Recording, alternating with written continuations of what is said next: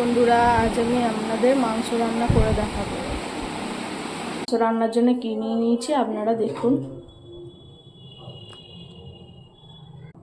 গরম হয়ে গেছে, এবার আমি গরম মশলা ছেড়ে দিচ্ছি আর তেজপাতা। আলুগুলো ছেড়ে দিচ্ছি, আলুগুলো ভেজে নেব হালকা করে। আমি সামান্য নুন হলুদ দিয়েছি। আলুটা ভাজা এসছে, এবার তুলে নেবো। পেঁয়াজটা ছেড়ে নেব। এবার আমি টমেটোগুলো দিয়ে দিচ্ছি, রসুন বাটা দিয়ে দিলাম।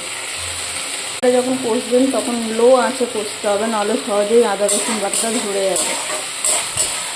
একটু কাঁচা তারা এরকম করে রান্না করলে খুব সহজেই ঘরে মাংস বানাতে পারবে। করলাম নুন পরিমাণ মতো, হলুদ গুঁড়ো, জিরে গুঁড়ো, লঙ্কা গুঁড়ো, ধনে গুঁড়ো, সামান্য চিনি। যখন তেল বেরিয়ে যাবে তখন হয়ে যাবে কষা কমপ্লিট।